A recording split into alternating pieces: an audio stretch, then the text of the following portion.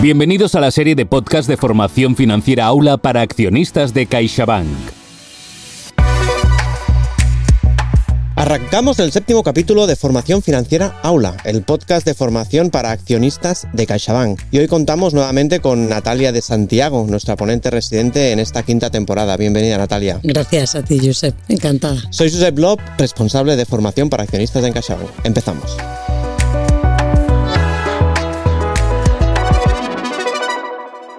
Podcast Formación Financiera Aula. Hoy, ¿cuánto debería ahorrar?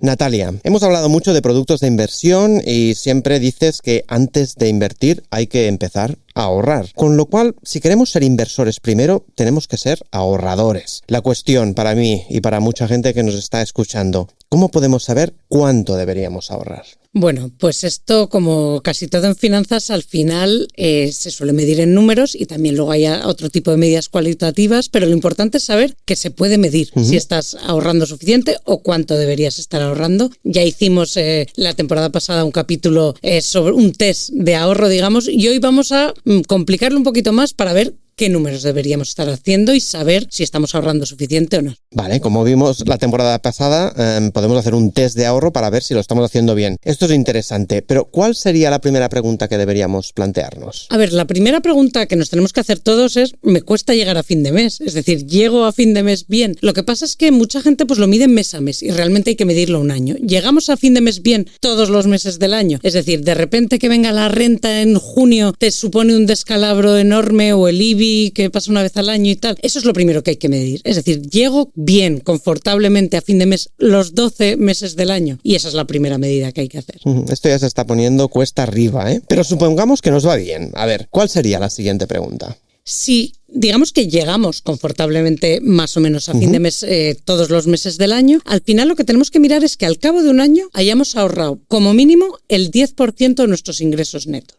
Es decir, uno suma todos los ingresos netos que ha tenido ese año y dice, ¿he podido ahorrar como mínimo el 10% de estos ingresos? Si es que sí, hacemos otro tic, otra medida que llevamos. Y si es que no, pues habrá que poner soluciones. De acuerdo, esto ya lo veo claro, el 10%. Sigamos con nuestro test. Bueno, el caso es que dices, ¿y si no llego? ¿Qué debería ya tener acumulado también, no? Porque dices, estoy ahorrando un 10% al mes, pero ¿para qué estoy ahorrando? Y lo que estamos mirando todavía es el corto plazo. Que tú no tengas problemas de ahorro a corto plazo. Y para eso tenemos que recurrir otra vez a nuestro viejo amigo, el colchón de emergencia. Sí. Es decir, con este 10% al año que tú consigues ahorrar de tus ingresos netos, ¿has conseguido acumular un colchón de emergencia suficiente? Que como ya hablamos son entre esos 3 y 6 meses de ingresos netos. Si ya lo tengo, tic, porque puedo seguir ahorrando para otras cosas. Si no lo tengo, pues habrá que seguir ahorrando para ese colchón de emergencia antes de pasar a la siguiente medida. Lo bueno de las finanzas es que los temas se repiten. Al final, tener unos buenos hábitos financieros impacta positivamente en todas las áreas de la salud financiera, ¿no? Efectivamente. Entonces, eso, vemos que se repiten temas como el colchón de emergencia, el ahorro, etcétera. Y también aquí entra ya un tema porque el siguiente tic que tenemos que hacer es el que más nos gusta a los españoles. ¿Estás ahorrando para comprarte una casa? ¿O te has comprado ya una casa y estás pagando una hipoteca? Que aquí son las buenas noticias. Si estás pagando una hipoteca, eso cuenta como ahorro. Eso es otra cantidad que estás ahorrando. Entonces, hemos pasado de mirar el corto plazo, que es lo que estábamos mirando con este 10%, el colchón de emergencia, el llegar a fin de mes, y ahora nos hemos pasado al otro extremo. Ahora queremos saber si estás ahorrando lo suficiente a largo plazo. Y la primera medida es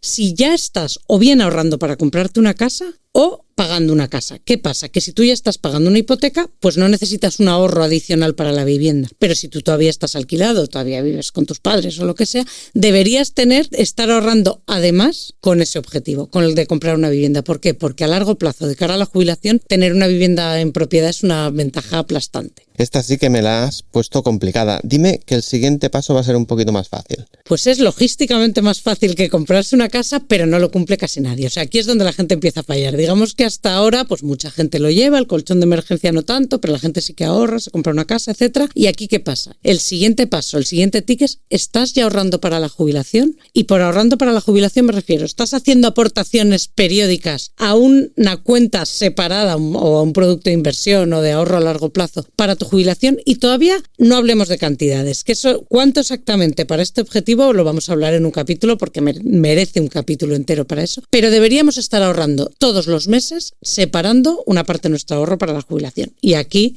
mucha gente falla ya. Es verdad que en esto la verdad es que muchos vamos tarde. Tengo muchas ganas de que profundicemos más en esto en otro capítulo, pero antes acabemos nuestro test. ¿Qué nos queda para probar nuestro test del ahorro? Bueno, pues hemos visto el corto plazo, es decir, llevas ese 10% mensual, llegas a fin de mes, tienes tu colchón de emergencia. El largo plazo, estoy ahorrando o me estoy comprando una casa y estoy ahorrando para la jubilación en un producto aparte, porque al final la casa nos valdrá para vivir, pero también necesitaremos tener otros ahorros para la jubilación. Y ahora viene el medio plazo. Aquí la clave es que la mayoría de la gente hace el medio plazo antes que el largo plazo. Y no, el largo plazo hay que hacerlo antes. ¿Por qué? Porque a largo plazo tardas mucho más, son inversiones más grandes y empezar antes significa que te va a costar menos. Uno no puede empezar a ahorrar para la jubilación con 55, por eso vamos corto, largo y ahora sí vamos al medio plazo. ¿Y esto qué es? Para ahorrar bien, ahora ya me pongo objetivos a medio plazo. Me quiero hacer un viaje, me quiero hacer un máster, quiero pagar el colegio de los niños, mandarlos un año a aprender inglés, me quiero comprar un coche. Todos estos objetivos, ¿cómo calculas si estás ahorrando suficiente? Dices cuánto me va a costar en total y en cuánto tiempo necesito ahorrarlo y divides y lo sumas a lo anterior. Y así sabrías si estás ahorrando suficiente para conseguir todos esos objetivos que tú te quieras proponer, que esos ya serán personales de cada uno, desde la boda hasta voy a tener el primer niño, cuánto me va a costar, pero los puedes calcular. El problema es que los tienes que sumar a los anteriores. Y entonces sí que sabes si el ahorro es suficiente. Lo que no se puede comer es el medio plazo, por ejemplo, oye, que me voy a casar y dejo de ahorrar para la jubilación. No es lo ideal. O hay que sumarlos. Y entonces si los cumples todos, ahí sí puedes decir estoy ahorrando una cantidad suficiente. Bueno, ya somos casi unos profesionales del ahorro, ¿eh? Pero me temo que ahí no queda todo. ¿Qué tenemos que hacer para sacar matrícula de honor en el ahorro? Pues para sacar matrícula de honor, lo que siempre, que lo hemos hablado también mucho en este podcast, y es que tu ahorro tiene un gran enemigo, que es la inflación. Bueno, tiene dos enemigos. Uno, que eres tú mismo, que te pongas objetivos y no los cumplas, que para eso, lo que decimos siempre, ahorrar en automático, a primeros de mes, mandarlo a una cuenta que no sea la que usas siempre, pues para que no sea más fácil gastarlo y tal. Ese es nuestro enemigo propio. Y luego el siguiente es la inflación. No podemos dejar, como hemos hablado muchas veces, nuestro ahorro a merced de la inflación, porque lo único que va a ir haciendo es perdiendo poder adquisitivo y capacidad para comprar y devaluándose.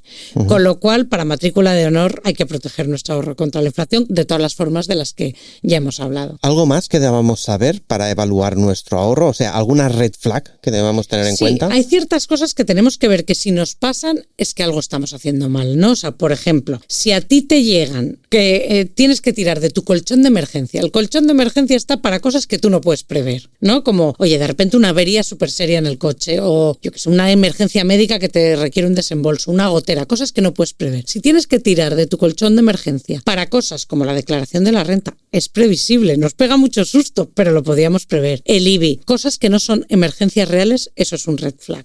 Porque está para cosas que no podamos prever, no para cosas que tú tendrías que tener un poco incluidas en tu presupuesto. Si tienes que recurrir al crédito de consumo, es decir, si pagas cosas a corto plazo, unas vacaciones, fraccionas el pago de la ropa, cosas de ese estilo, si cosas que deberías estar financiando con ahorro previo, las estás financiando con crédito al consumo, también es una red flag bastante importante. Y luego, si consigues ahorrar unos meses sí y otros no, y de repente eso, tienes meses muy buenos y meses muy malos, si no consigues como una regularidad, también es un red flag. Y para eso lo que decíamos, tienes que hacerlo en automático, que luego tiras de ahorro o has ahorrado para un objetivo concreto y luego te lo gastas. Pero tú sigues tus ahorros periódicos, los mantienes siempre. O sea, si tienes que de repente andar cancelando la transferencia al plan de pensiones porque te ha pillado el toro, también son señales de que algo no está yendo bien en términos de ahorro. Natalia, resumiendo el capítulo de hoy. Bueno, resumir está difícil, ha sido largo, pero básicamente tenemos que medir nuestro ahorro a 3 plazos. El primero, el ahorro a corto plazo. Llego a fin de mes, los 12 meses del año sin problemas. Ahorro al año como mínimo un 10% de mis ingresos netos. Y tengo un colchón de emergencia suficiente de entre 3 y 6 meses de mis ingresos netos. Luego me voy al largo plazo. ¿Estoy ahorrando para comprarme una casa o me la estoy comprando ya pagando una hipoteca? bien. Estoy ahorrando para mi jubilación de forma regular y constante, es decir, con aportaciones por pequeñas que sean a un plan de pensiones, a un fondo de inversión, a un producto de ahorro. Sí, ya tengo el largo plazo cubierto. Y luego, el medio plazo. Me he propuesto y he calculado cuáles son esos objetivos vitales a medio plazo de me quiero hacer un máster, me voy a casar, me va a costar la boda tanto y tal. Y estoy ahorrando específicamente para esos objetivos, también calculando mes a mes cuánto debería aportar para esto. Entonces ya vamos bien. Y ese es el resumen. Y luego evitar ciertos red flags como tirar del colchón de emergencia para cosas que no son emergencias o no ser regular en nuestro ahorro, hacerlo, bueno, este mes me ha sobrado, pero es que tratarlo como un accidente. Eso tampoco se puede hacer nunca. Pero si cumplimos todo esto, ya vamos bien. Tenemos muchos deberes y con ellos cerramos este 7º capítulo del podcast de formación financiera Aula, el podcast para accionistas de CaixaBank. Nos vemos el siguiente. En el 8º, ¿de qué nos hablarás, Natalia? Pues en el 8º íbamos a hablar de cuándo deberíamos empezar, cuánto deberíamos estar invirtiendo en función de nuestra edad. Atención, que será muy interesante. Nos vemos en el próximo. Recordad que podéis seguirnos a través de las principales plataformas como Spotify, iVoox y Apple Podcast. En CaixaBank no nos hacemos responsables de la opinión de los expertos y colaboradores, ni nos identificamos necesariamente con sus opiniones proporcionadas en estos podcasts.